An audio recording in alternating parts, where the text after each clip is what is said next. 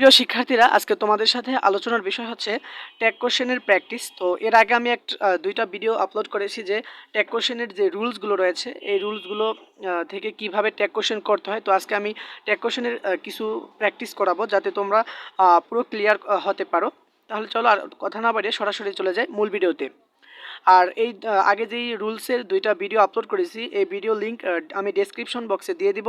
চাইলে তোমরা সরাসরি এখান থেকে ভিডিও দুটি দেখে নিতে পারো, তাহলে তোমাদের এটা বুঝতে কোনো রকম সমস্যা হবে না। দেখো, আমি এখানে প্রথমেই একটা সেন্টেন্স লিখে রেখেছি, sincere is a great virtue.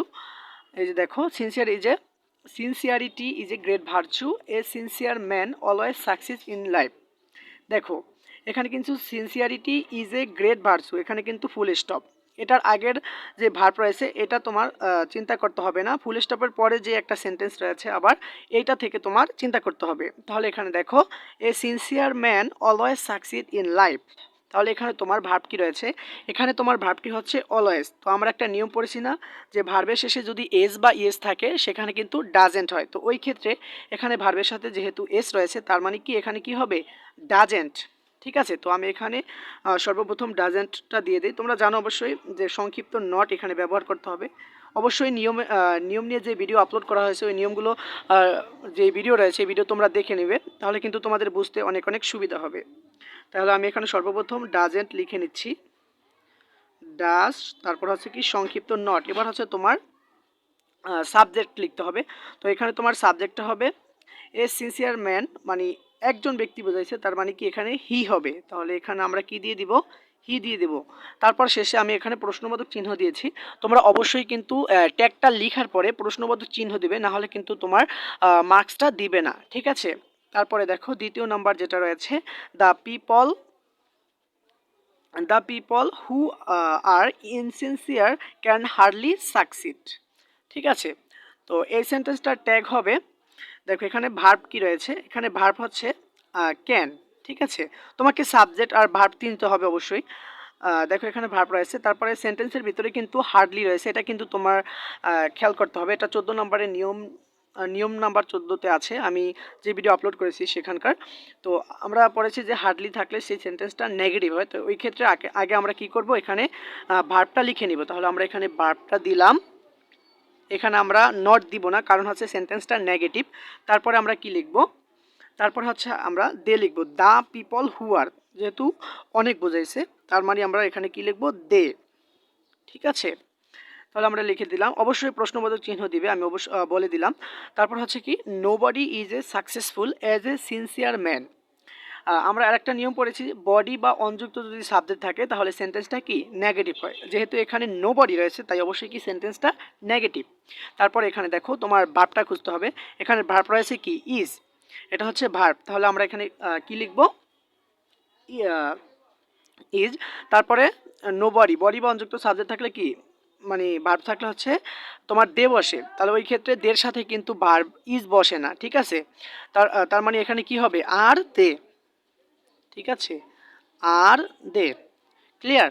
তারপরে দেখো রয়েছে, every student should be sincere to shine in life. তাহলে এখানে তোমার ভার্ব রয়েছে কি? শুড। ঠিক আছে, তোমাকে সর্বপ্রথমে ট্যাগ কোশ্চেনে কি ভার্ব খুঁজতে হবে। তাহলে এখানে শুড রয়েছে তাই আমি এখানে শুড নট দিয়ে দিব, সেই সো ইউ শুড নট। তারপরে তোমার কি দিতে হবে? সাবজেক্ট। তো তোমার সাবজেক্ট হবে এখানে এভরি স্টুডেন্ট, মানে প্রত্যেক স্টুডেন্ট, একের অধিক বোঝাইছে, প্লুরাল বোঝাইছে, তার মানে এখানে কি হবে? দে হবে। ঠিক আছে, তাহলে এটাও আমার হয়ে গেল। তারপরে শেষের যে এটা রয়েছে সেটা হচ্ছে let us be sincere in our life. এই নিয়মটা ভেরি সিম্পল, কারণ হচ্ছে তুমি যেখানেই লেটাস দেখবে তুমি সরাসরি শ্যাল উই লিখে দিবে। ঠিক আছে, বলে দিলাম শ্যাল উই লিখে দিবে, তারপরে প্রশ্নবোধক চিহ্ন দিয়ে দিবে। তুমি লেটাস দেখলেই সাথে সাথে তুমি শ্যাল উই লিখে দিবে। তারপরে যেটা রয়েছে সেটা হচ্ছে দেখো, cutting trees is not good for us. তাহলে এখানে তোমার কি হবে? এখানে সর্বপ্রথমে তোমার ভার্ব খুঁজতে হবে, তার মানে এখানে ভার্ব রয়েছে ইজ, তাই আমি এখানে সর্বপ্রথম কি লিখবো? ইজ লিখবো। তারপরে এখানে সংক্ষিপ্ত নট আমি দিব না কারণ হচ্ছে এই সেন্টেন্সটা নেগেটিভ। এখানে ইজের পরে দেখো is not good for us লেখা রয়েছে, তার মানে সেন্টেন্সটা নেগেটিভ। আর কাটিং ট্রিজ মানে এটা সাবজেক্ট, মানে বস্তুবাচক বোঝাইছে, তার মানে এখানে কি হবে? ইট বসবে। ইট, তারপরে প্রশ্নবোধক চিহ্নটা কিন্তু অবশ্যই দিবে। তারপরে শেষে রয়েছে দেখো because trees supply us oxygen fruits and wood. ঠিক আছে, তো এখানে তোমার সাবজেক্টটা কি রয়েছে, এটার সাবজেক্টটা কিন্তু মূল ভার্ব রয়েছে সাপ্লাই, তারপরে মূল ভার্ব থাকলে কি হবে, ডু হবে, আর ডুর সাথে আমি দিয়ে দিব হচ্ছে ডু, তারপরে হচ্ছে কি সংক্ষিপ্ত নট, আর হচ্ছে বিকজ ট্রিজ এখানে অধিক বুঝাইছে, তার মানে এখানে কি হবে ডন্ট দে। ক্লিয়ার? তারপরে দেখো পরের পেজে যাচ্ছি, তার আগে তোমাদের কাছে একটা রিকোয়েস্ট থাকবে, যারা এখনও চ্যানেলটা সাবস্ক্রাইব করোনি এখনই সাবস্ক্রাইব করে রাখো, যাতে পরবর্তীতে নতুন কোনো ভিডিও আপলোড করার সাথে সাথে তোমার কাছে একটা নোটিফিকেশন চলে যায়। আমি পরবর্তী পেজে যাচ্ছি।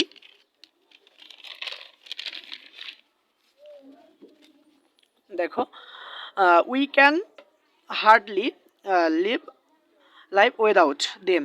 ঠিক আছে, তো এটা এটা হবে হচ্ছে তোমার, দেখো এখানে সাবজেক্ট কি রয়েছে, সাবজেক্ট রয়েছে কি, সরি ভার্ব রয়েছে কি ক্যান, তাহলে সর্বপ্রথমে তোমার কি এখানে আমি ক্যান লিখে দিলাম, তারপরে কি সংক্ষিপ্ত নটটা হবে না, কারণ হচ্ছে এখানে হার্ডলি রয়েছে, কোনো সেন্টেন্সের ভিতরে যদি হার্ডলি থাকে সেন্টেন্সটা নেগেটিভ হয়, তাই ওই ক্ষেত্রে আমি এখানে সংক্ষিপ্ত নট দিলাম না।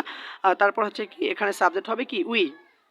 ঠিক আছে, তারপরে যেটা রয়েছে সেটা হচ্ছে দে আর দে আর আওয়ার বেস্ট ফ্রেন্ডস, তাহলে এখানে কি হবে, এখানে সাব সাব ভার্ব রয়েছে হচ্ছে কি আর, তাহলে এখানে আমি আর দিয়ে দিব, আর এন্ড দিয়ে দিব, সরি আর এন্ড, তারপরে দে।